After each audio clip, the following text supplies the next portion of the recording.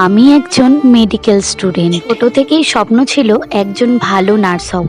আর এই সাদা অ্যাপ্রনটার সাথে ছিল অনেক ভালোবাসা জড়িয়ে। ছোট থেকে স্বপ্নটা ঠিকই দেখতাম, তবে জানতাম না এই ডিউটিটার পিছনে কতটা কষ্ট। চোখে ঘুম থাকলেও কিন্তু ঘুমোনো যায় না। আর এটাও জানতাম না আমাদের জন্য এই নাইট ডিউটিটা সুরক্ষিত না। আচ্ছা, আমরা মেয়েরা কি সত্যি স্বাধীন?